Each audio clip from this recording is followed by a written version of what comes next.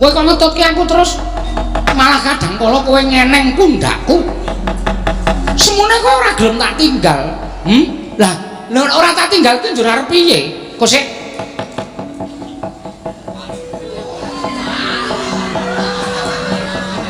kowe jaran wedok ta to?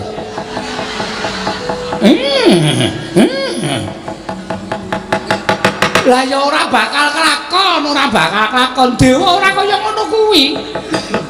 Dewa mireng sumpahe Kumbayana sing tak sumpahke. Ya sapa sing iso nulungi aku? Yen lanang tak pes dulur, yen wadon tak pek bojone ya apa kelakon. Wong kowe iki jaran wedok kok kowe ngentutke aku ki njur aku tok dikon rabi kowe apa piye? Ora bakal kelakon aku nglabi karo kowe. Wong kowe iki sato kewan, aku menungso. Ora bakal kelakon, ora bakal lakon.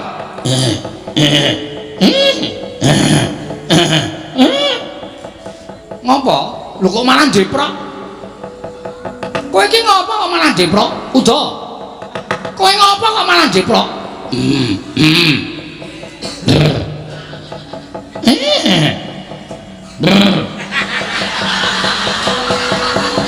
Wong nyuwara jaran kok disoting.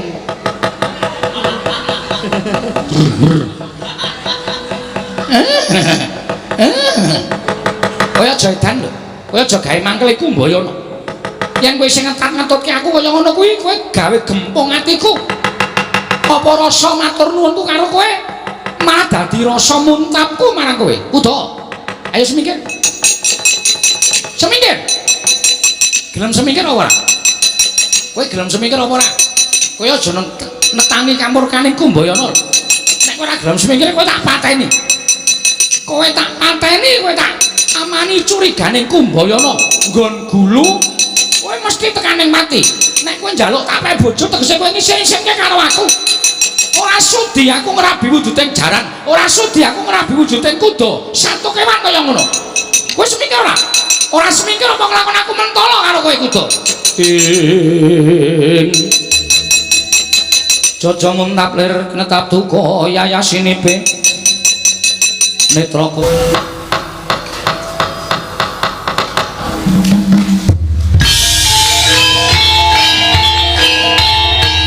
Dilanjutkan pagelaran wayang kulit semalam suntuk oleh Ki Dalang Seno Nugroho. Selamat menyaksikan.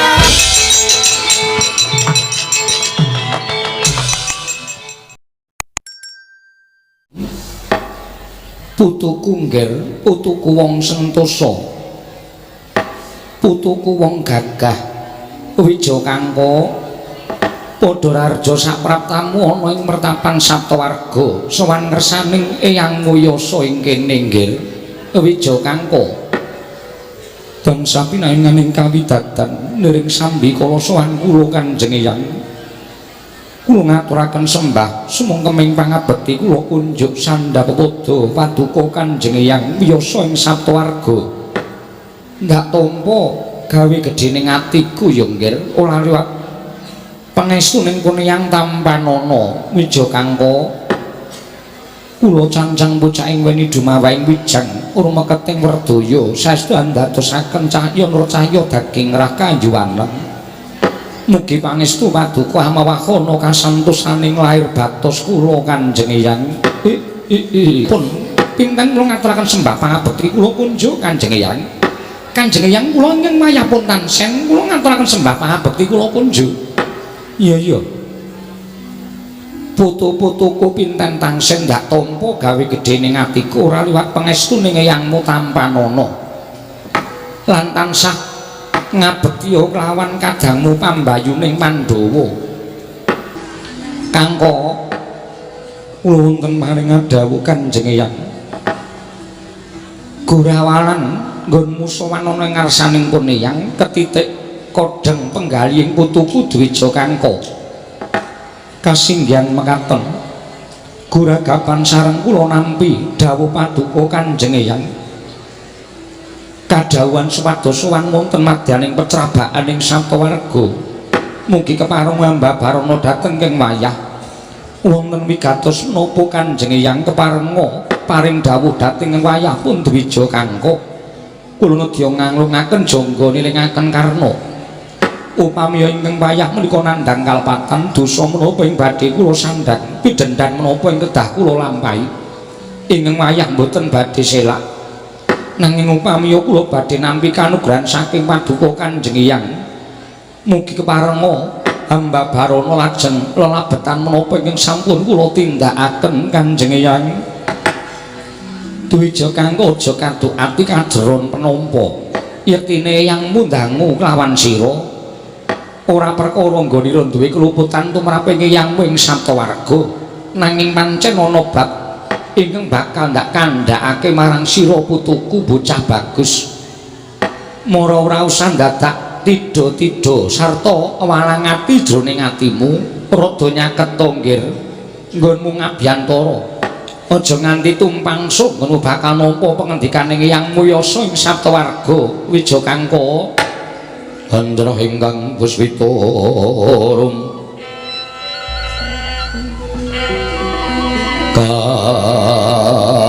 kasiring samirana mrit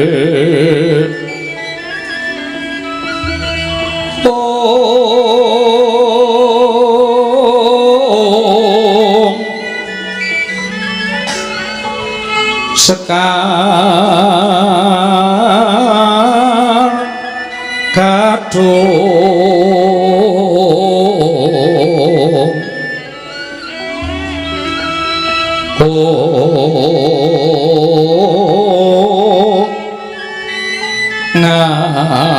ngas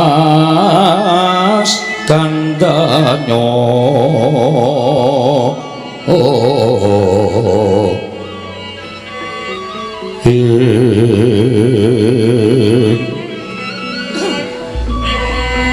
gawe raras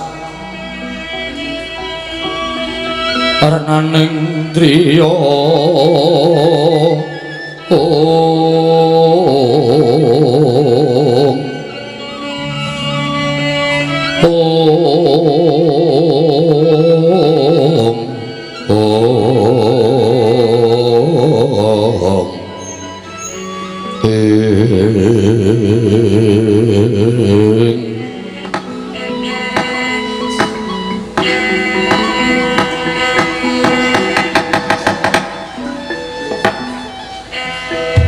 putuku Wijakangka wonten timbalan ngadhawuh Kanjeng Hyang anane sira ndak caketake sowan ing Saptawarga sayekti sejatinipun Hyang wis nampa gelagat lan masemon ingkang kurang prayoga ingkang magepokan kelawan kamukten negara Ngastina nggir sasmita wis ndak tampa bola bali ingkang ana gandeng cenenge kelawan negara Ngastina ingkang diasta dening wong atuwamu ya kuwi Kaki Prabu Dastarastra mongko saknyatane Dastarata kuwi minangka dadi ratu wakil Ngastina dititipake dening wakmu ya kuwi Dastarata dening wong tuamu Prabu Pandhudiwayana ya anakku ingkang wis mapan ing Swargaloka nanging semune impen ingkang ndak tampa sasmita ingkang wis ndak tampa mau jumbuh kelawan lakon ingkang dilakoni dening putu-putuku Pandhawa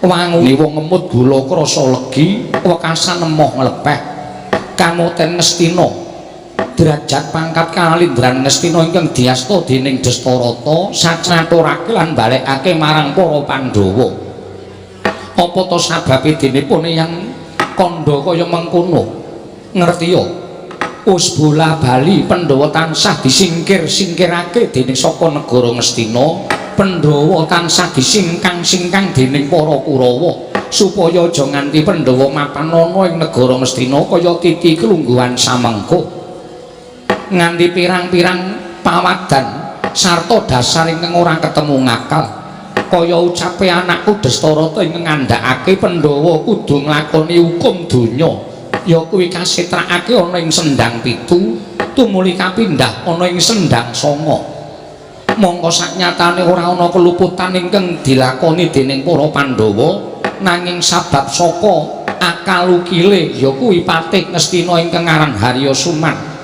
ingkang mestine kepengin milik marang kamukten negara Ngastina wekasan Pandhawa kudu nglakoni urip ana ing sendhang 7 lan sendhang 9 tumuli dak kanthi marang sapta warga iki ngengingi bab ingkang kaya mengkono Wija Kangka peranganing Pandhawa 5 ingkang duwe kewajiban ngukup negara Ngastina mau ora ana le kejaba mung sira kuluk jer sira kuwi dadi pambayuning Pandhawa nanging ngemingi babakan perkara siji iki ndak jaluk ya nggir lambarana kanthi ati ingkang ikhlas lambarana kanthi ati ingkang sabar sabab jroning urip ana ing alam donya kuwi tentrem lan orane wong urip ana ing alam donya mau ora katandha akeh ing brana picis sarta ora katandha dhuwuring derajat pangkat nggih Kanjeng Hyang nadyan samengkone para Pandhawa ora nampa negara Ngastina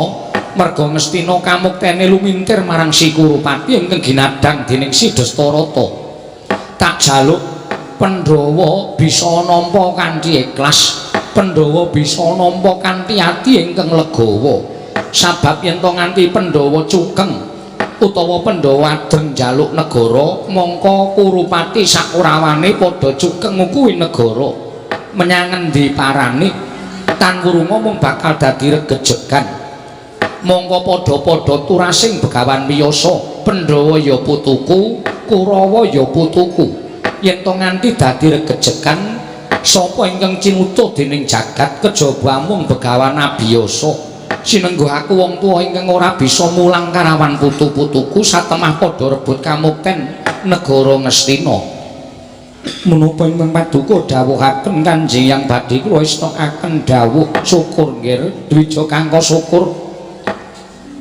aku mau wis kandha karo kowe lambarana ati ikhlas lambarana ati sabar merga tentreming urip ana ing jagat mau ora katandha akeh ing brana picis lan ora katandha dhuwuring derajat lan pangkat percaya wong kang tansah nampa marang kodrating Hyang Maha Nasa wong kang tansah nampa marang pestining sing gawe jagat sayekti ing kono bakal antuk kanugrahaning Hyang Maha Widhi ya mung mangsa kala besok kapan kene yang durung bisa netepake nggih Kanjeng Hyang menapa ing maduka dawuhaken badhe kula pundi nggo jimat lan inggo sepriki kula dereng wonten niat nanjihaken perkawis negari Ngastina upami sakmangke Rama Adipati Dastarata maringaken praja menika dhateng kadang kula pun Kakang Mas Kurupati sami kemawon Pandhawa ngraosaken kamukten jer Kakang Kurupati menika ugi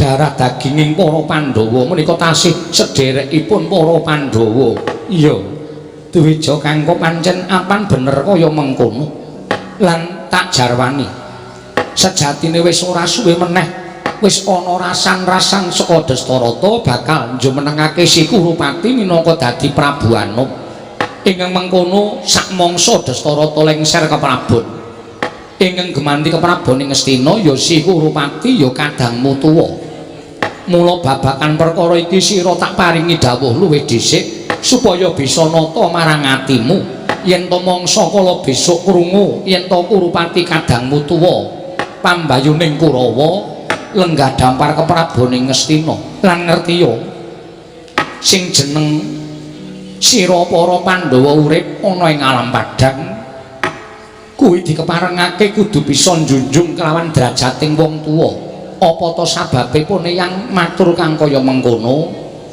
Dwija Kangka wonten dawuh Kanjeng Hyang marem-mareming wong tuwa nadyan wis ora urip ana ing alam padhang wis mapan ing kasuwargan jati nanging kaya ngapa bungah atine wong tuwa yen to nyumurupi anak-anak ingkang isih urip ana ing alam padhang bisa mikul dur mendem jero karo wong tuwa kanthi tumindak ingkang becik tumindak ingkang sarwa bener ora ninggal marang unggah-ungguh ora ninggal marang tata krama luwe-luwe kaya ngapa bombonging wong tuwa dene sira ingkang pinutrakake dening Prabu Bandu ora ngajab marang tinggalaning wong tuwa muktining wong urip ana ing alam padhang mau yen to bisa yasa sarta bebadra dhewe kuwi muktine wong urip tegese uripe ana gunane tumraping bebrayan akeh ora mung urip-uripan mung tansah njagakake marang tinggalaning wong tuwa inggih Kanjeng Hyang Mula kang sangka kuwi inggih Wija Kangka. Ing angka loro satemene ana bab ingkang ndak bakal ndak kandhake marang sira.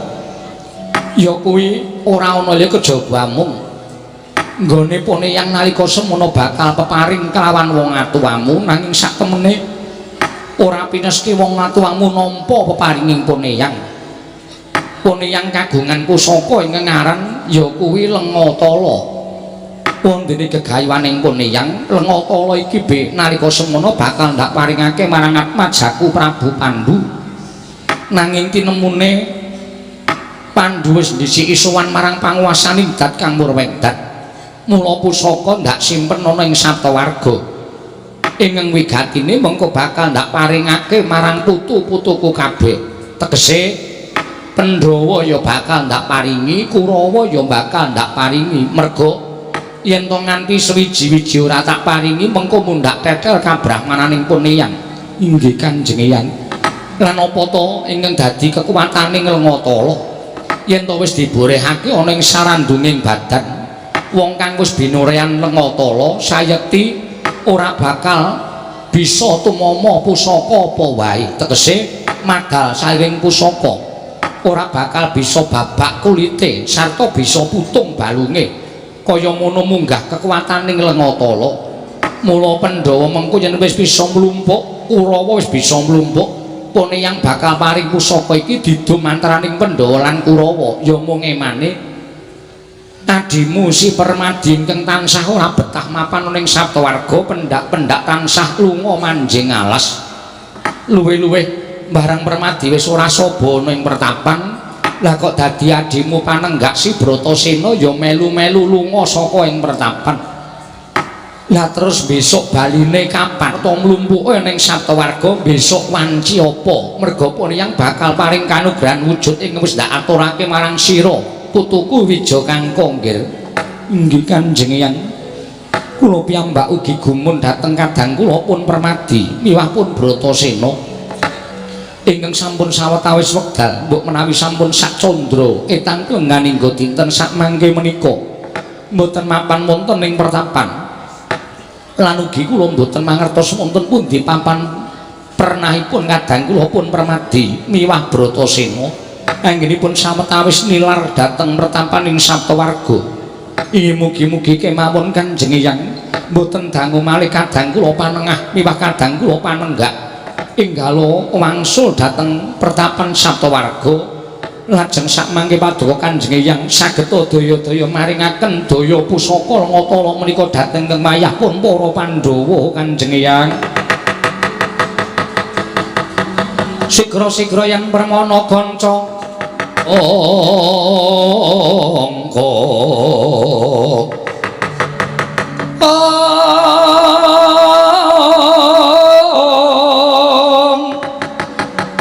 Nalendra mbek marwa sing sang katriku mulung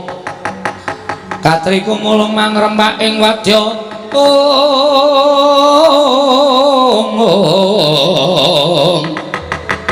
Kudha kura reka kiri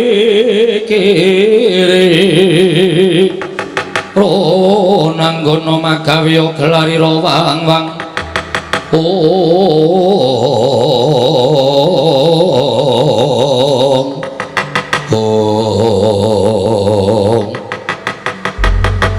dumadaning petrabaning Saptawarga nalika semanten wantur aturipun nenggih Sang Dwija Kangka katur ingkang Eyang Begawan Wiyasa barandiring mangke kasaru geger sangganing para cantrik manguyu dejangan sami alok yen to ana piyayi agung ingkang lawuh wonten pertapan Saptawarga datan sanes kejawi namung Harya Suman miwah Raden Dursasana ingkang wantun minggah madaning pecrabaan miyak sangganing para cantrik manguyu dejangan dadi ora kang samya tumingal mangro bareng para cantrik mau jange kanca piyak-piyak ana piyayi luhur lawuhe mene dalan so piye dalan mene dalan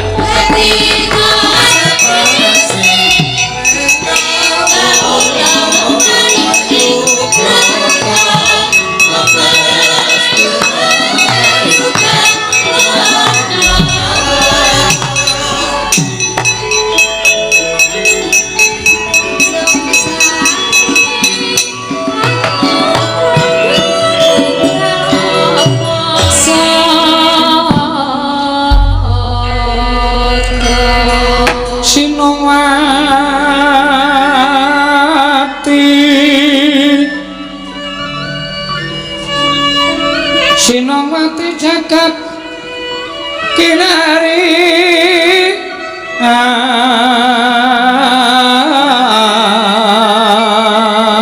among mbak lumembak ombak ing samudra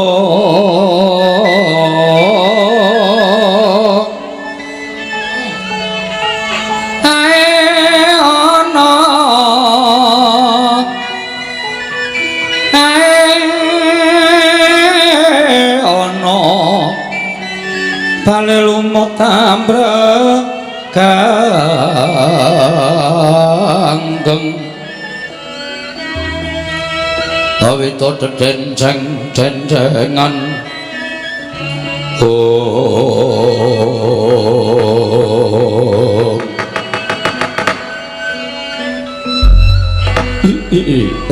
iki ora pangling kaya putu-putuku ngeng padha sowan ana ing Saptawarga Kurupati padha rarja sak prapta munggir Kurupati tansah pinanganing kawidadan ndereng sami kula sowan kula Kanjeng Hyang kula ngaturaken sembah pangabekti kula kunjuk iya putu ndak tampa gawe gedhening atiku ora liwat pangestuning kene Hyang Tampanana kula pendhingga jimat paripit dayaning kasantosan sengkuni padha raharja patih Harya Suman tansah pinaringaning kawidadan penemban nering sambikala kula ngaturaken sembah bekti kula kunjuk iya Suman ndak tampa pangestuku Tampanana ya Harya Suman kula pundhingga jimat paripin dayanana ing kasantosan putuku Dursasana padha raharja sapraptamu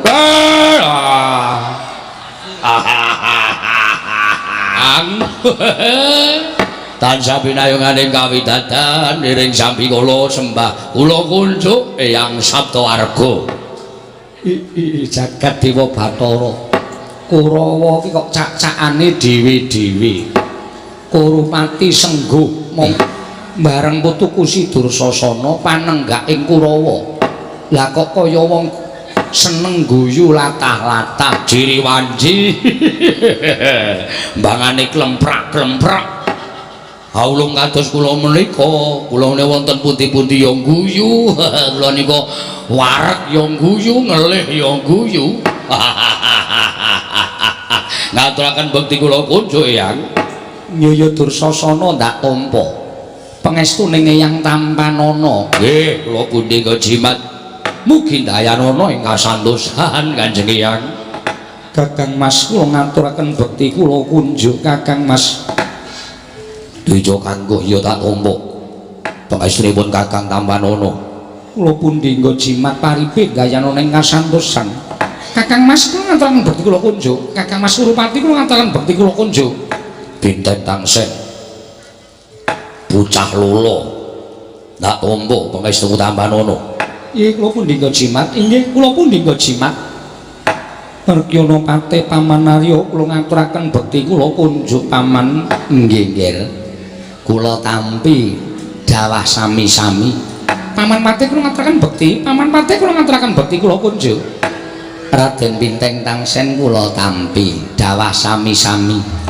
Kakang Mas Dursasana kula ngaturaken bekti kula kunjuk ya Puntadewa tak tampa li kowe kok saya kuru inggih lakar kawontenan kula kados mekaten Kakang Mas ya ora apa-apa ya ora jeneng muka kowe lunga saka negara Ngastina nglakoni hukum donya mapan ning sendang 7 pindah ning sendang 9 kowe ora mangan roti kowe ora mangan woh-wohan saka negara Ngastina ning Patapan Saptawarga panganamu ming diwul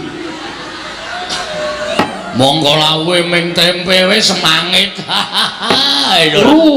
kowe ora ndek daging uripmu kasangsaya inggih mboten dados menapa Kakang Mas ya wis dijenak-jenakke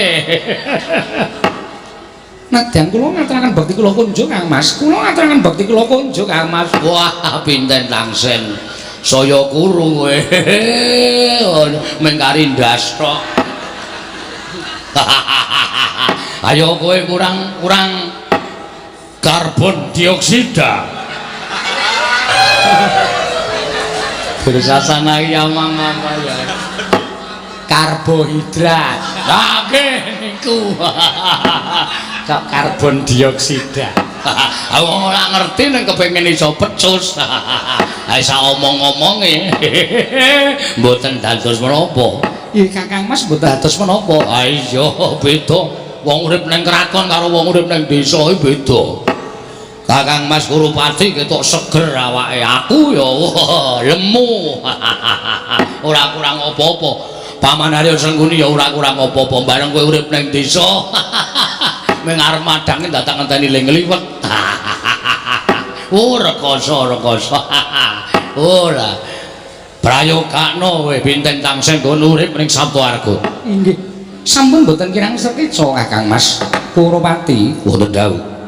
Ana apa nggih? Teka sira suwana ning Saptawarga apa pancen saka karepmu dhewe apa diutus dening anakku Destarata? Nggih, wale-wale menapa? Ingkang sepisan kula mujo atur ngersa matur Kanjeng Hyang. Caos kabar bilih boten dangu malih ingkang wayah badhe Sri Nugroho Kapriwada minangka dados pangeran pati wonten negari Ngastina. Ingkang ateges kula bincang badhe nglintir keprabonipun Kanjeng Rama Dastarastra. Tegesipun kula menika calon nalindra wonten negari Ngastina. Iya, tak pangestoni nggih, tak pangestoni. Yen to pancen wis dadi pangendikaning Ratu Ngastina ya kuwi Dastarata ingkang jemenengake sira Kurupati marang Praja Ngastina besuke ya muga-muga nir ing sambikala nggonmu dadi ratu lan dadi ratu sing becik, dadi ratu sing apik. Merga nggonmu dadi ratu ki ora muktekake awakmu dhewe nanging nggawa wong sak negara. Tegese ngene Kurupati, nggih, kados pundi? Ora mung muktekake awakmu sak keluarga, ning kowe kudu iso muktekake marang kabeh kawula sak negara Ngastina. Gawenen uriping padha tentrem, ayem, ora kekurangan apa-apa. Yen perlu ora kekurangan sandang pangan lan buga, kabeh kudu mbok cukupi. Aja mbok beda. Kawulamu ingkang urip ana ing Kutagara kelawan kawulamu ingkang urip ana ing Karang Pradesan munggahi marang Parden. Kabeh dipadha yen to peparing kekucah ya aja mbok bedakake. Kang mangkono akeh kawula kang padha tresna karo sira Kurupati. Nanging puma dipuma ya putu.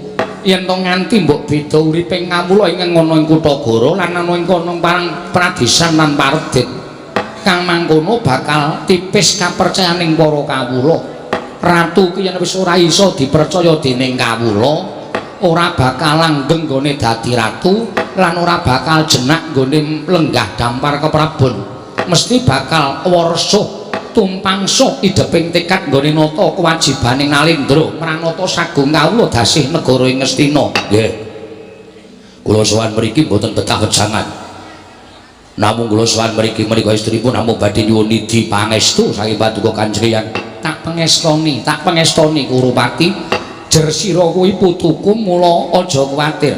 Pangestu ning Poneyang Banyumili. Matur sembah nuwun. Ingkang angka kalih.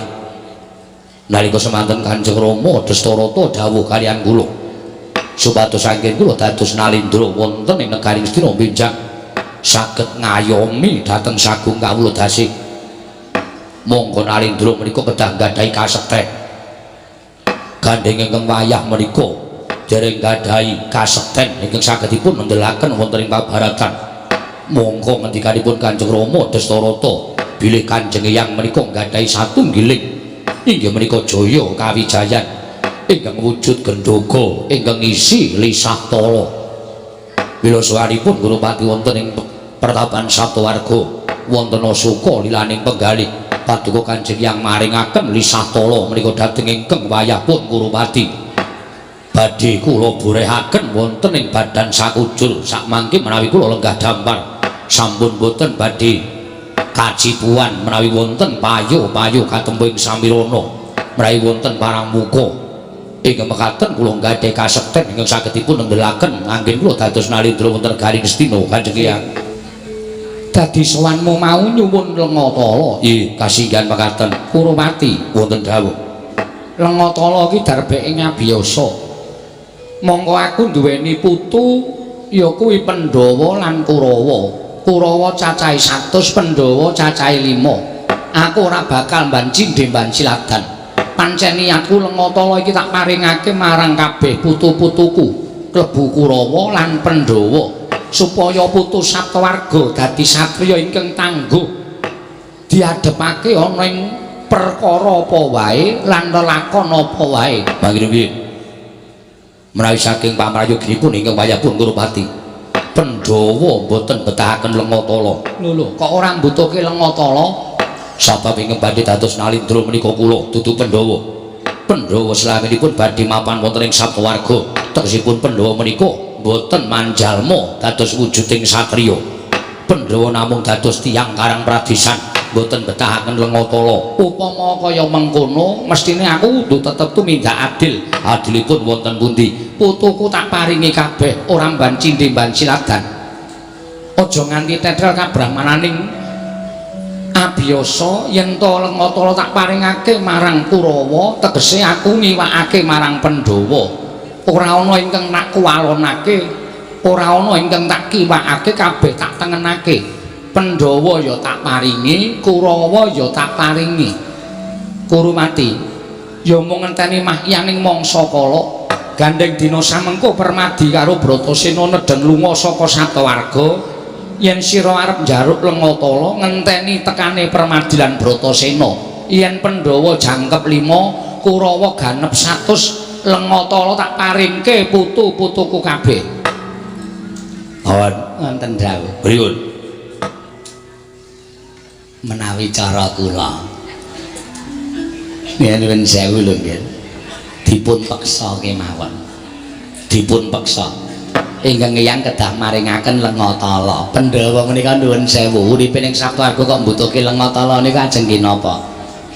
Ingkang betah Lengatala menika jengandika lan para sata Kurawa ingkang badhe lenggah negari Ngastina. Wong sing mapan ana ing negara menika dipun adepaken kathah-kathah perkawis. Menawi betahaken atosing balung mleting kulit inggih kanthi daya Lengatala menika saged kinarya jaga-jaga. Menawi sak wanci-wanci Ngastina menika kadatengan parang muka. Terus saniki nek Pandhawa terus butuh apa? Wong Werkudara ya gaweane ming nang sawah. Kok dadak Lengatala dienggo Werkudara Bratasena, Permadi gaweane nang alas. Menika tumrap kula mboten betahaken Lengatala. Nuwun sewu Eyang. Dursasana piye? Kula kinten kok leres ngendikaning Paman Pate. Aja omong nek aku. Penemumu dhewe, penemumu dhewe. Oh nggih, nuwun ngapunten Klentu. Piye Dursasana? Miturut pamanggih kula, Pandhawa menika mboten perlu Lengatala. Ingkang betah Lengatala menika para sata Kurawa. Mila dinten samangke Kanjeng Rama sampun paring dawuh. Bilih kembali dados Nalindra menika Kakang Mas Surupati lan mbok menawi mangke kula menika dados prajurit utawi Pangeran Pati teng negari Ngastina. Kula dados satriyaning praja ingkang wayah Dursasana ingkang betahaken Lengatala. Sedaya kadang-kadang Kurawa wayah-wayah panjenengan Kurawa menika betahaken Lengatala mboten kok lajeng dipun paringaken dhateng para Pandhawa. Mboten butuh Lengatala. Pandhawa niku butuhe ming caping karo arit. Samangsa-mangsa golek ramban nggo makani wedhus. Golek kalonjaya nggo makani sapi niku gaweane Pandhawa. Pandhawa mboten bakal teng negara Ngastina. Pandhawa mapane teng Saptawarga. Mula ora mbutuhke Lengatala. Leres napa sing diaturke adi kula Dursasana Hyang. Dinten samangke kepareng mboten kepareng Lengatala badhe kula suwun. Menawi jengandika Kanjeng Hyang mboten kepareng maringake nyuwun pangapunten. Menapa kedah ingkang wayah ngrebut Lengatala menika kanthi sarana peksa Kanjeng Hyang. Kuraan kaya ngono to? Aku kuwi mbahmu nggih. Aku kuwi eyangmu. Anane kowe gumlarana ing jagat ki mergo aku anak-anak Dastarata. Dastarata tu muli anak-anak para sata Kurawa. Yen to aku ora anak-anak Dastarata, kowe ora bakal urip ana ing alam donya. Kowe iki putuku, mbok yo ngerti tata krama, mbok yo njunjung derajate abiyasa. Lah kok ucapmu srakatan kaya mengkono kaya ora weruh tata. Kowe iki anak ratu lho, kowe iki dudu anak kernet Dursasana. Wah, nesu. Wong tuwa gaweane nesu, setruk modar kowe. Ampun kadon mekaten watak wantune ingkang payane kados mekaten menika. Lah kok dadi Kurupati wani ngucap bakal ngruda paripeksa karo Abiyasa. Yen to Lengatala ora ndak paringake marang Sata Kurawa. Iki kepiye karepmu kepiye? Kowe manut karo wong tuwa apa ora Kurupati? Mengko yen to Permadi Bratasena wis tekan Saptawarga, Kurawa jangkep 100 Lengatala tak dum. Ora bakal aku mban cindhe mban ciladan. Ning kok adreng nggonmu kepengin kedunungan Lengatala nganti kemecap ucapmu ingkang sajake wani ngias karo Abiyasa. Yen to Kanjeng Hyang mboten maringaken menapa kedah kula rudha paripeksa sik to kowe iki ngadhep mbahmu apa ngadhep mungsuhmu Kurupati? Yen aku mbok anggap mungsuhmu monggo-monggo wae ora apa-apa ning Kurawa tetep tak rengkuh dadi putuku nek iso tak dandani ning yen ra iso tak dandani ya wis kono padha uripa manut karo krenteking atimu dhewe-dhewe ning yen kowe kejlungup ana ing juranging kasangsaran kowe tiba ning juranging kanistan kowe aja nutuh mbahmu kowe ora usah dadak nutuh karo Abiyasa Kurupati.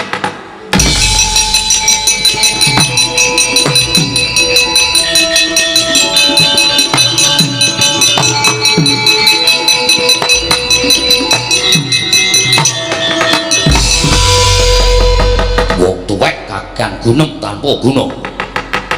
Pendak-pendak Kurawa tekan Saptawarga diwejang, pendak-pendak Kurawa tekan Saptawarga diwejang. Anggepe anake Dastarata wis gerang-gerang kaya ngene iki wong bodho lunga-lunga. Yen dipikir luwih bodho wong desa sing jeneng Saptawarga tinimbangane wong kraton kaya kula niki. Kula wis mangan ngelmu, kula wis mangan kawruh saka negara Ngastina. Sampeyan ora sakokian gunung tanpa gunung, menehke Lengatala napa mboten? Lah rak tenan to. Oh, Kurupati, Kurupati. Lah kok dadi kowe kesasapan jiwane iblis. Kowe ning ngarepe mbahmu, kowe malang kerik tanpa tata krama mongko dipresani cantrik semene akeh. Apa ora isin? Apa kowe ora wirang yen to dirasani para cantrik? Lah kok dadi putune Abiyasa kang aran Kurawa kok kaya ngono cak-cakane. Kaya dudu putra Nalendra nanging kaya turasing maling kabeh iki kepiye Kurupati? Ora sakagan omong. Mbok wenehke Lengatala napa mboten? Nuwun sewu nggih. Lengatala dipun singetaken wonten ing ketunipun ingkang Hyang Abiyasa. Menawi panjenengan saged ngrangsang ketunipun ingkang Hyang menika, Lengatala ingkang mapan wonten ketunipun ingkang menika badhe dawak lan panjenengan badhe ngukup dhateng Lengatala. Oh, edane. Lenga kok dikake kethuke ora teles kabeh. Kakang Mas monggo sak mangke panjenengan menawi mboten tumunten ngruda peksa kaliyan Kanjeng Hyang mboten badhe kasempatan pikantuk Lengatala. Ya. Lenga dipun paringaken ora mboten Kurupati. Ora bakal tak wenehake yen Permadi karo Bratasena durung tekan kene. Panjenengan maringaken ora mboten Kurupati. Ora bakal tak wenehake yen to Arjuna karo Bratasena durung tekan Saptawarga. Kowe aja ngeyel. Kowe aja wani karo eyangmu lho, nek nganti kowe kuwalat karo eyangmu, aku ora tanggung jawab. Ora bakal malati.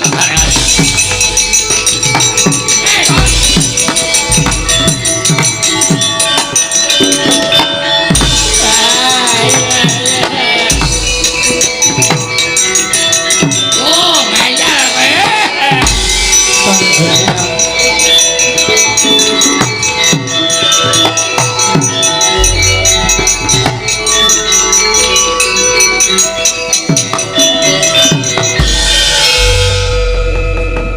Gusti nyuwun pengayoman. Lah kok dadi putu-putuku Kurawa kaya ngono pambekane Wijakangka. Kurupati nggeret tanganku nganti aku kejlungup saka pecrabaan. Kethuku diudal-udal.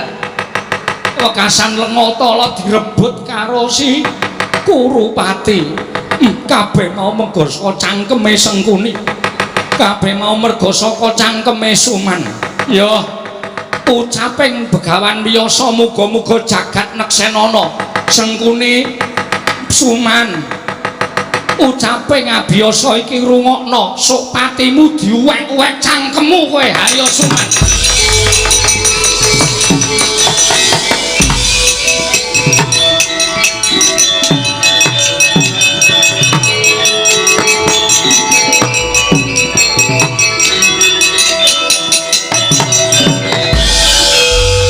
Wijo Kangko kula wonten dawuh Kanjeng Hyang wong sing mendem kamukten kuwi pambegane kaya kakangmu Kurupati kae. Kae wong sing ora kuat kedurungan derajat pangkat bekasane entuk derajat sepisan bae saka nggone maling saka tangane Pandhawa. Monggo Pandhawa wis ikhlas. Wong sing ora kuat kedurungan derajat pangkat ya kakangmu Kurawa pembayuning Kurawa kae. Titenono Wijo Kangko arepa kekemul brana picis, arepa kekemul derajat pangkat ning saksuwene Duryudana dadi ratu ana Ngastina, atine ora tentrem, atine ora jenjem, ora bakal jenak sarta kepenak nggone lungguh dadi ratu ning Ngastina. Wijo Kangko mandi ucaping wana biasa.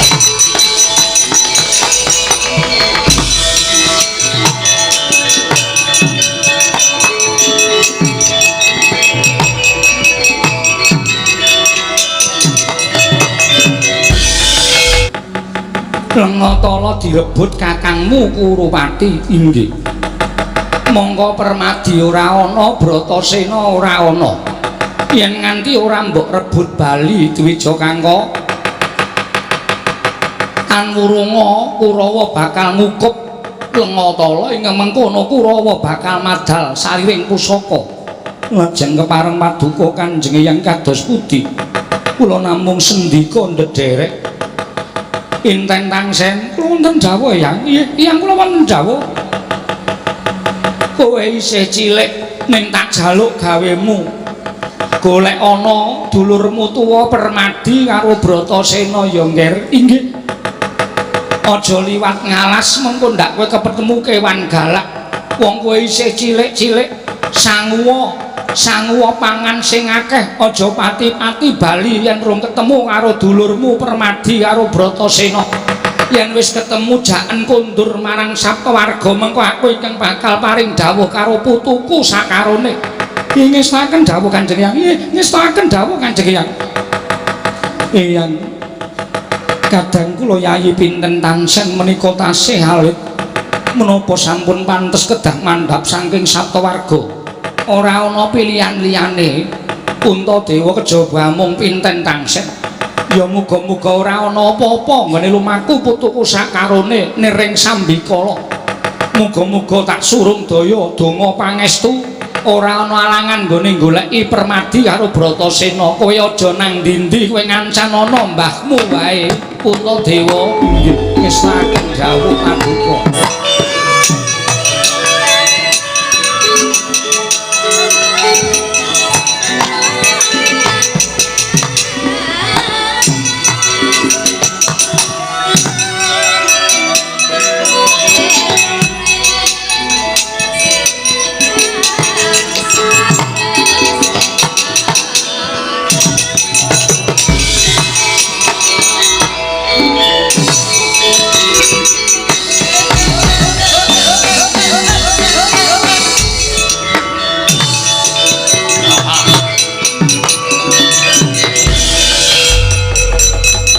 Gerak kokean cangkem ming dijaluk Lengatala dadak mejang. Anggepe Kurupati ki wong bodho, anggepe Kurupati ki wong bento. Calon ratu kok diwejang. Nggih mangke. Nggih. Calon ratu diwejang. Selagi calon dukuh kowe diwejang soal calon ratu kok diwejang. Anggepe calon ratu niku apa wong bodho napa dos pundi? Wong tuwa niku biasane sok ngonten niku, kokean gunem. Kowe dadi wong sing apik, kowe dadi wong sing tentrem, kowe dadi wong sing ikhlas. Kudu tresna marang sak padha-padha. Ngomong niku gampang mawon, ning nglakoni angel. Dene wong sapa sing ngerti. Tunggal sakringkel bendina srawung ya mentala nyuduk saka mburi. Niku pirang-pirang. Lah nggih. Lah nggih. Lengatala wis iso diasta dening Kakang Mas Kurupati. Calone ora tedas apa-apa. Oh, Kakang Mas, kula nyuwun sekedhik kangge. Aja kula usah kowe tenguntu kula. Sebab apa? Iki ponoga. Keke Kelengkotala mesti kenceng malih.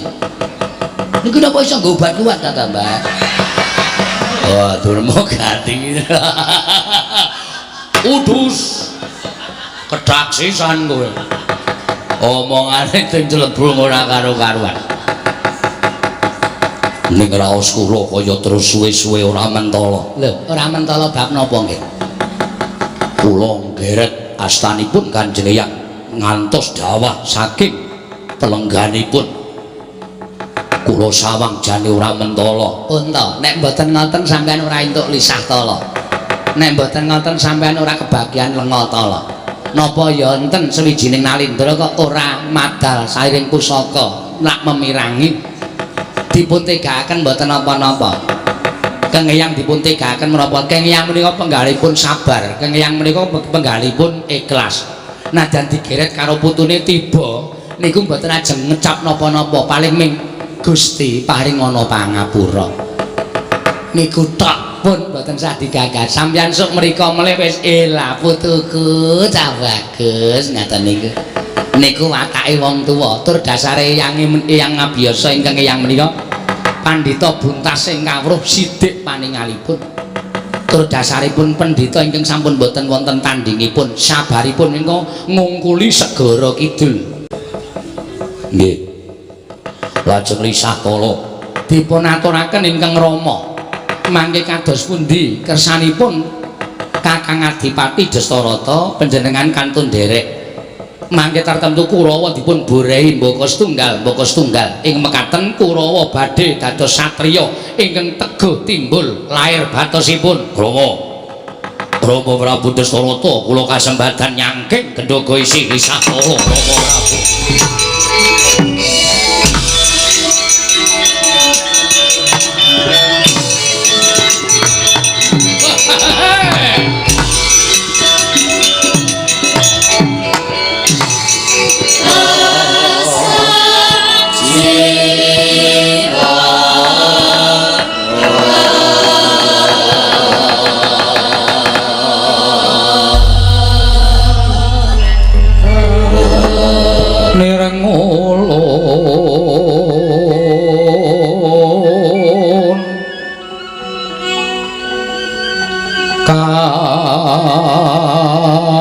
Purba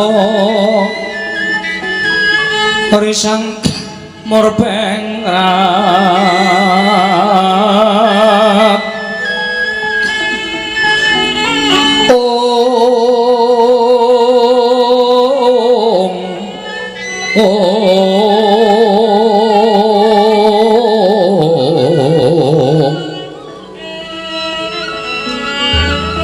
ing sahanane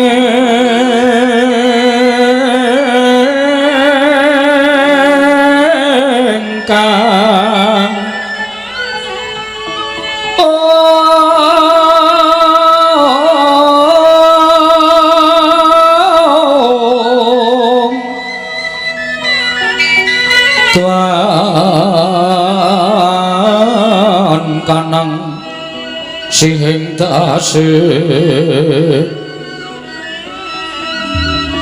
mawe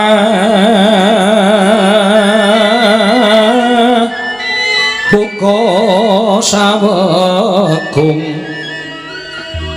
sagung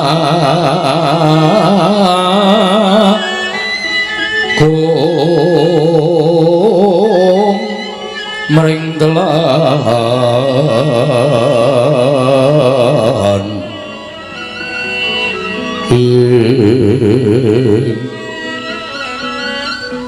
Iwan kanang mamujeng ori cenayakeng rat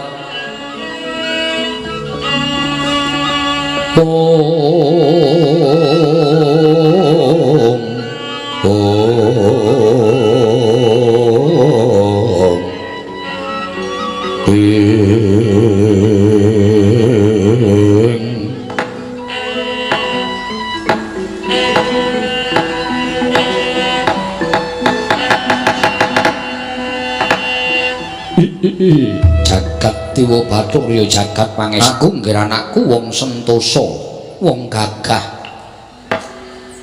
Wong sekti mandraguna Kumbayana. Inggih kula wonten paring dawuh menapa Kanjeng Rama? Kaget rasamu tak timbali ana ing kedaton negara ing atas angin. Bebasan sinambering gelang lepat-lepat karo sing manah kula. Sasampunipun kula tampi timbalanipun paduka Kanjeng Rama Prabu Baratwaja. Wonten wigatos menapa Rama namung saderengipun ingkang putra kepareng ngaturaken sembah. Sumangga ing pangabekti kula kunjuk Rama. Ya, tak tampa gawe gedhening atiku liwat pangestu ing wong tuwa tampanana. Kula pun dinggo jimat paripih dayanana ing kasantosan. Ingkang sabanjure pun Rama mung bakal paring dawuh apa ta sababe dene anakku lanang Kumbayana tak caketake mangarsama ngarsaning wong tuwa. Sepisan gandeng aku kuwi wong tuamu. Monggo kowe anak siji-sijine ingkang dak gegala, dak kegadang bisa-bisa nyambung marang sejarahing wong tuwa. Mbayana wonten pun Rama wis ngasta bawat pemerintah negara ing ngatas angin iki wis mataun-taun nganti puluhan taun. Ora ana ing gumanti keprabaning pun Rama lan isih dipercaya dening sagung para kawula dasih. Bayana nanging sepira ta kekuwataning menungsa ingkang suwe mesti bakal saya akeh umurku, ragaku wis saya kendho, pamikirku wis ora kaya nalika aku isih muda biyen. Mula aja nganti negara ing atas angin kene padha tumpangsuh pemerintahane. Niating pun Rama pancen wis gembleng, niatku pancen wis manunggal. Kowe tak kandhani pun Rama ora suwe meneh bakal lengser ke Prabon. Tegese pun Rama bakal lereh ke Prabon. Wis ora ngasta pemerintah negara ing atas angin. Monggo ora ana ing ginala, ora ana ing ndak gadang-gadang ganti marang kelengganing pun Rama kejaba amung sira anakku Kumbayana. Mula nggih gandeng tak pawas kowe kuwi wis dewasa. Turta maneh anakku Kumbayana kuwi kasilungan kasekten luwih dasare siswaning Begawan Rama Bargawa. Sapa ta jagat iki bisa nandingi marang kridaning anakku lanang Kumbayana? Tak kira ora ana. Saka pangertening pun Rama yen to negara iki diasta dening anakku Kumbayana, tan wurunga negara iki bakal saya tentrem, saya ayem, uripe kawula saya jenjem.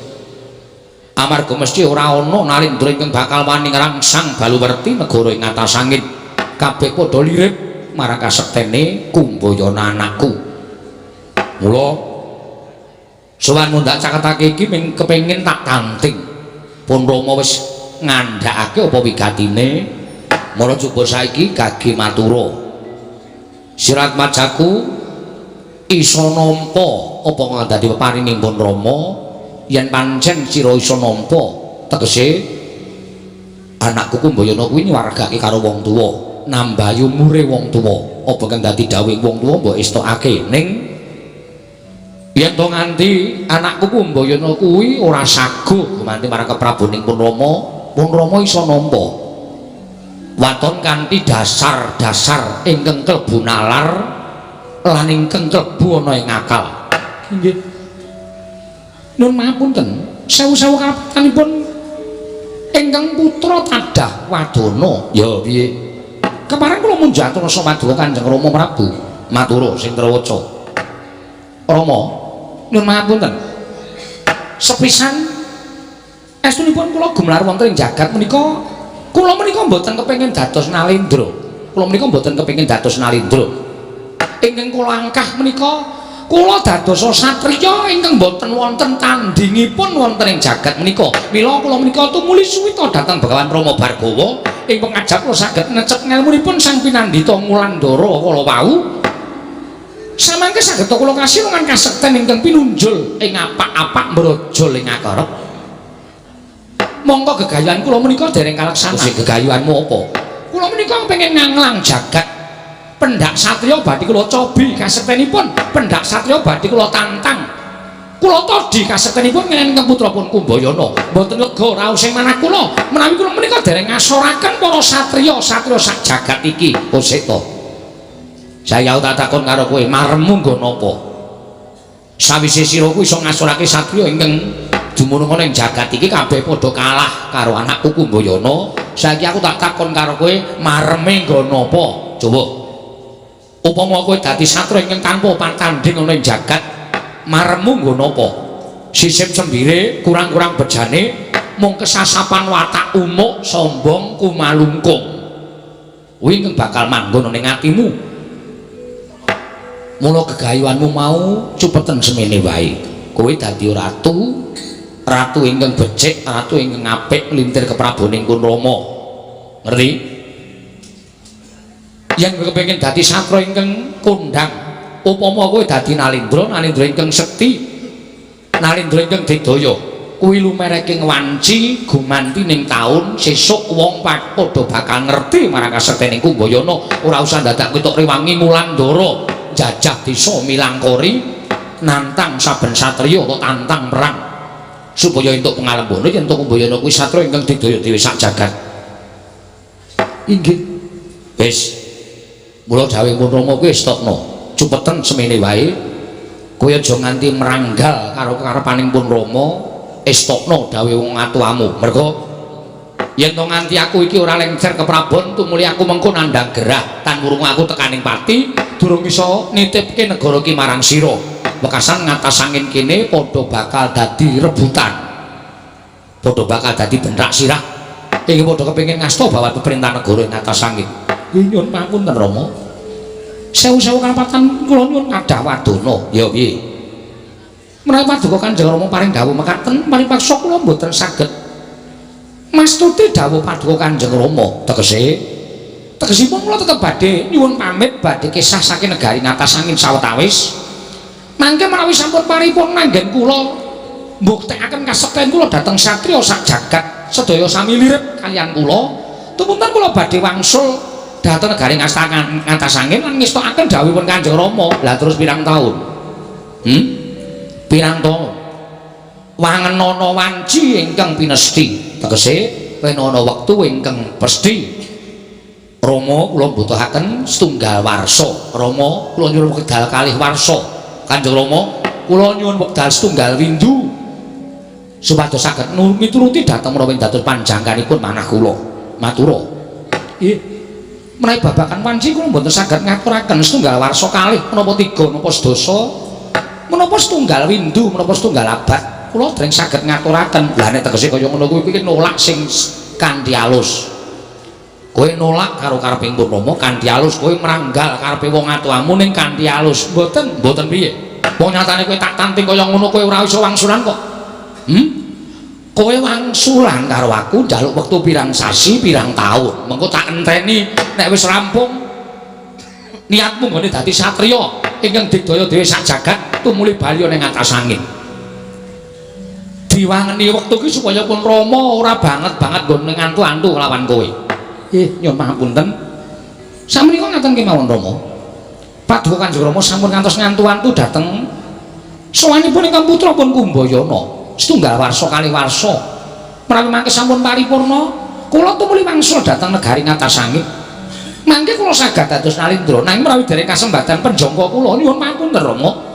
paripaksa dinten sak mangke kula kepeksa mbadal dawuhipun Kanjeng Rama Prabu Barat Waja ing ngatas angin Kanjeng Rama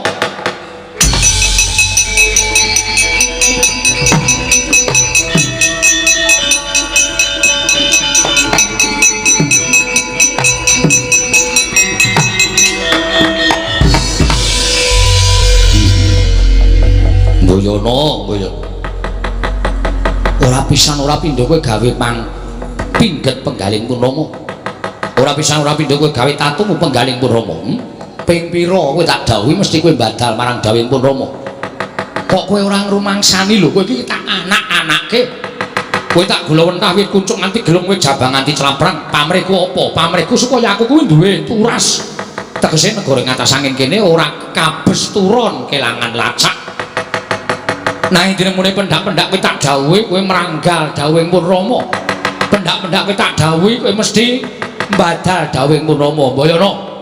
Kumbayana wonten dawuh Rama. Mbaya sepisan iki turut ana kareping ramamu. Sepisan iki turut ana kekarepaning wong tuamu supaya aku iki dawa umurku. Supaya uripku kuwi ayem. Nyun pamunten Rama. Menawi kula kadhawan supados samangke dados Nalindra kula dereng saged sabab kula tasih nggadahi gegayuhan. Inggih menika nganglang jagat, nganglang jagat, nganglang jagat. Kowe pancen menungso sing wegah nama wewarah nampik pitutur becik. Kowe wani karo wong gerang. Yen pancen kowe nganglang jagat, kala minggato ngono, minggato, aja bari yen perlu.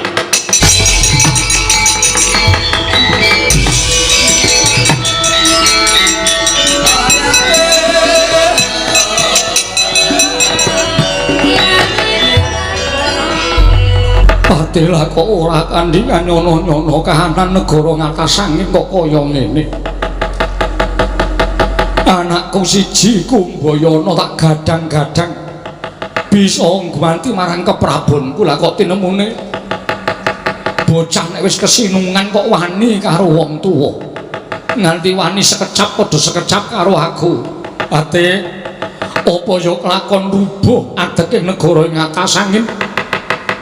Aku wis ora ana sing tak arep-arepate. Aku piye kaya ngene? Monggo sinuwun kula dheaken manjing salebeting kedaton sinuwun.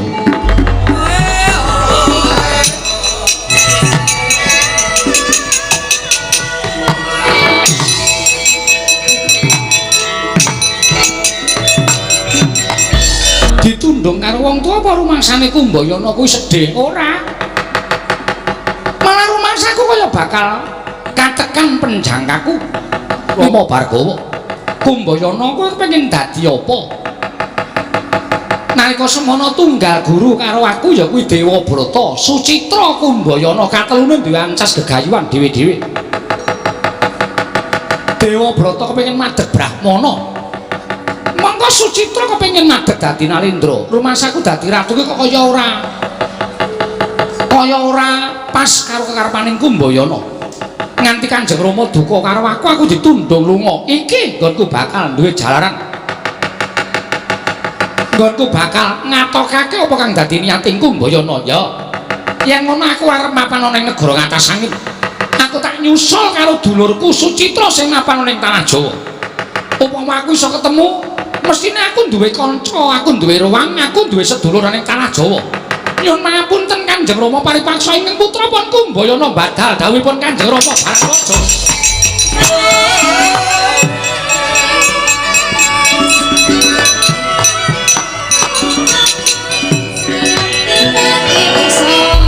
Lho, ngucapke sumpah.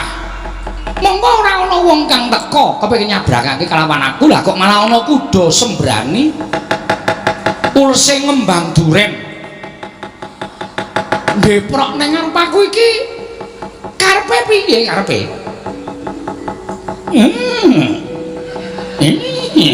Lho. Wong ning sajae kok kaya ngerti sing tak kandhakake. Kuda, niatmu apa? Lah kok kowe mendak-mendak ning ngarep aku? Kowe wujuding kuda sembrani ingkang duwe swiwi. Apa kowe saguh nyabrangke aku?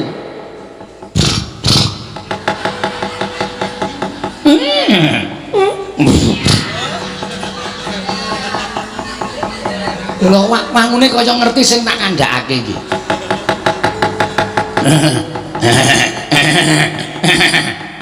Lah dalah.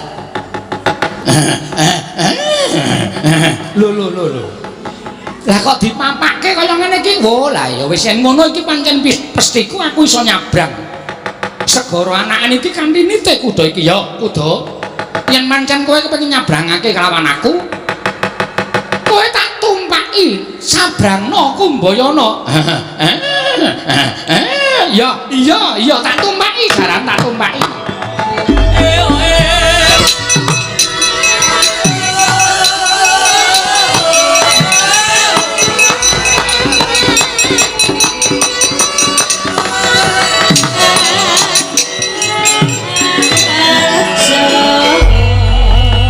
Sigronite digiring kuda sembrani Sang Kumbayana nalika semanten Saetanganipun namung 3 dinten kaya wis prapta wonten gising Nusa Jawa parandene Sang Kuda Sembrani. Dupiyarsa prapta wonten ing gising samudra tanah Jawi den ubengaken malih satemah kekalangan wonten Dirgantara wujuding Kuda Sembrani. Sang Kumbayana nalika semanten karaos sayah sigra ndepaplang astane wonten swiwining kuda satemah sare kepati. Jroning sare Sang Kumbayana nyumpena den ladosi widodari nenggih Bathari Wilutama. Nalika semanten adreng Sang Kumbayana nggih lados sanggan Sang Bathari Wilutama mila datan karaos jroning sare koma kurup metu. Koma kurup sigra den serot dening kuda. Nalika semanten maranging Jawata kuda saknalika hangger bini tegese wewek waja. Tanganipun namung anut kedheping netra, kedhep setunggal kaya wis setung sak candra, kedhep kaping kalih kaya wis setung rong candra, telung candra. Patang sasi, limang sasi, 6 sasi, sapta candra. Sigra mandhap saking Dirgantara Sang Kuda Sembrani kagyat kadrekasan Sang Kumbayana wae.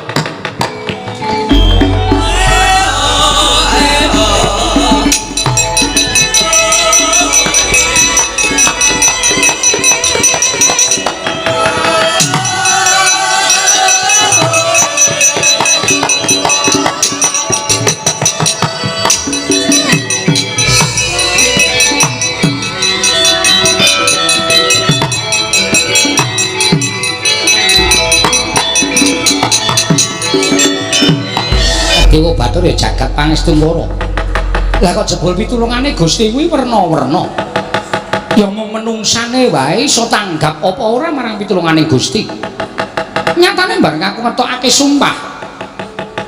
Sing teko ning ngarep aku wujuding Kuda Sembrani yen iso nyabrangake aku saka gisiking negara ing atas angin nganti tekan gisiking Nusa Jawa kene. Kuda, aku matur nuwun ya. Dene kowe wis nyabrangake kelawan aku. Kowe njaluk apa? Apa kon njaluke suket ingkang ijo-ijo?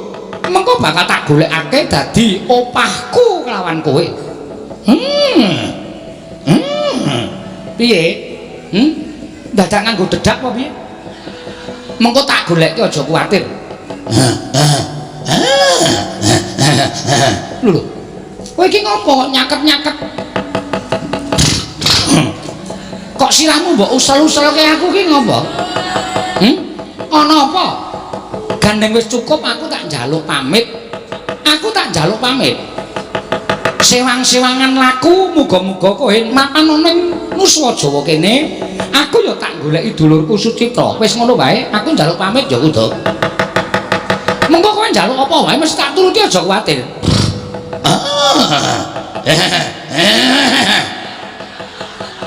Kok suwe-suwe ya? Es ngono wae aku njaluk pamit. Aku nyuwun pamit aku tak budal goleki kadangku Sucitra. Kowe golek papan sing ijo sing kerja di men ora kekurangan pangan. Aku ngaturke panuwun tanpa pepindhan ya Kuda.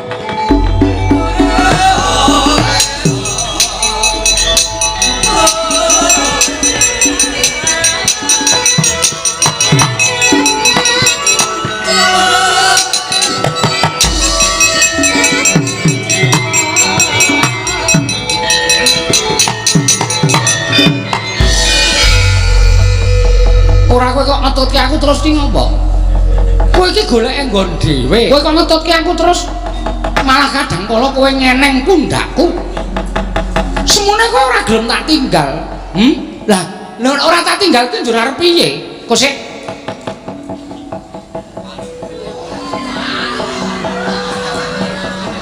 kowe jaran wedok to, kowe?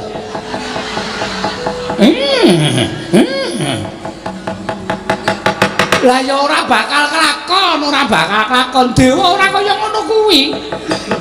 Dewa mireng sumpahe Kumbayana sing tak sumpahke.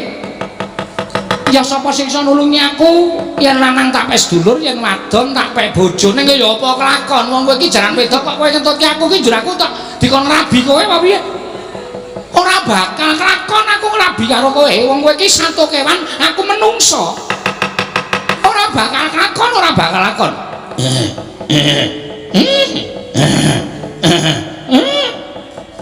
Ngopo? Lho kok malah jeprok? Kowe iki ngopo kok malah jeprok? Uda. Kowe ngopo kok malah jeprok?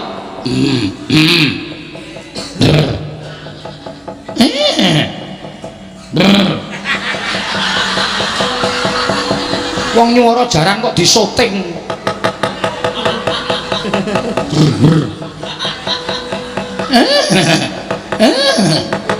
Kaya aja edan lho. Kaya aja gawe mangkel iku mboyono. Yen kowe sing ngetat-ngetutke aku kaya ngono kuwi, kowe gawe gempung atiku. Apa rasa matur nuwunku karo kowe malah dadi rasa muntapku marang kowe. Kudu. Ayo semingkir. Semingkir. Gelem semingkir apa ora? Kowe gelem semingkir apa ora? Kowe aja netangi kamurkaning Kumbayana. Nek kowe ora gelem semingkir kowe tak pateni.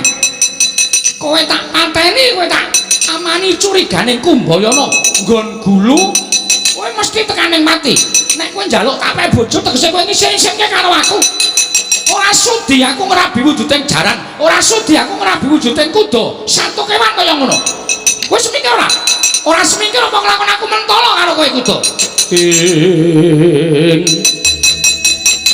Jojo muntap lir netap duka yayasinipe. Netra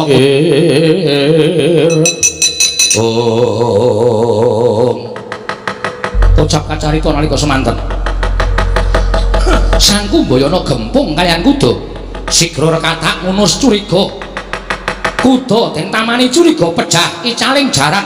Wenteh Bathari Wilutama kagiat kadrawekasan Sang Kumbayana wau.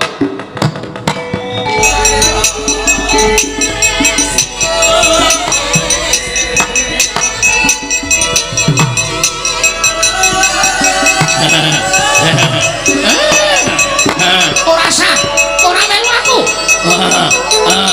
Wah, mati kowe.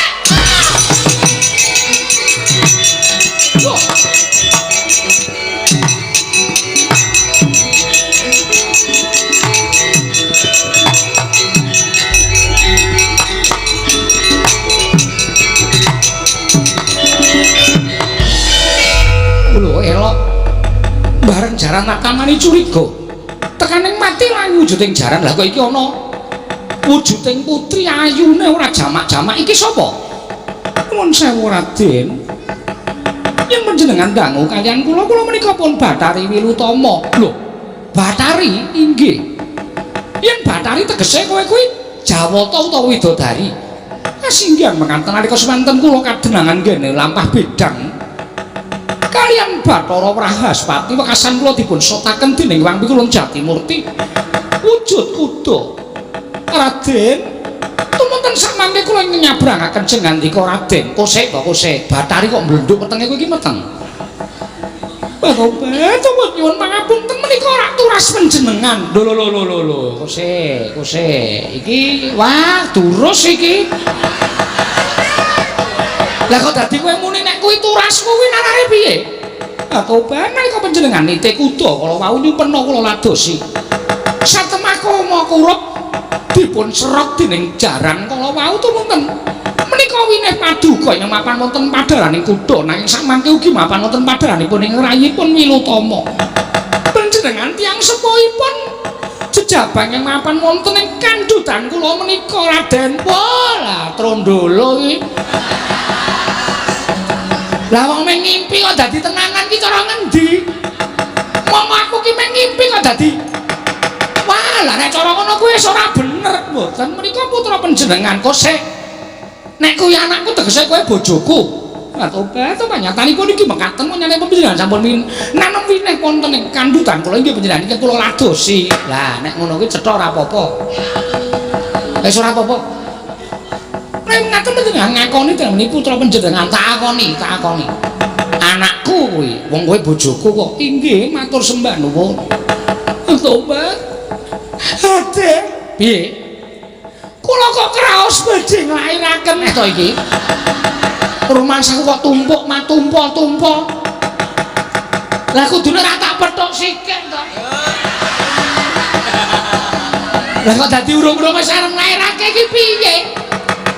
Netanipun sampun kenceng-kenceng kados. Ayo tak goleke lendang. Tak sundang Wilutama ya tak sundang.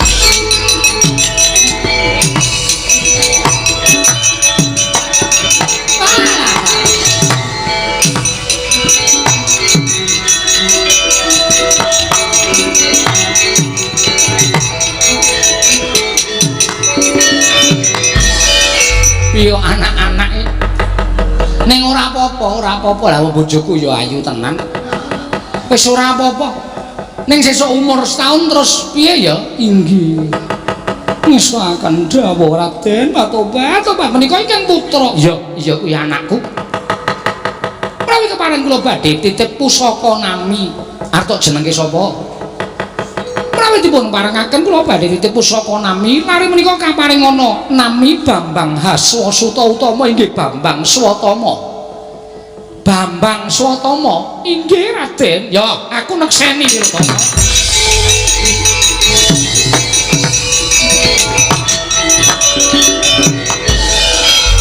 nah ngaten lho panjenengan mboten kepengin ngudang ingkang putra lho aku ki lho iso gendong bocah namung kantun ngaten kemawon mboten menapa-menapa ya wis tak gendonge dasaripun menika putra panjenengan iya anak walah ya lho edan-edan iki ngompol iki lho batu-batu mboten dados menapa wong ya durung dineweni apa-apa kok iya walah baguse ora jamak ya memper nek anakku meh padha aku inggih meh sami kan panjenengan Raden Kumbayana iya pancen ya memper tenan terus piye iki Wilutama kowe karo aku apike urip menyang endi tobat dastunipun kula namung badhe titip Swatama Raden jernyatanipun kula menika widodari panjenengan jalma wantah mboten badhe saged tetunggalan manunggal wonten ing jagat kula titip anak kula badhe wangsul wonten ing kayunan Wilutama aja edan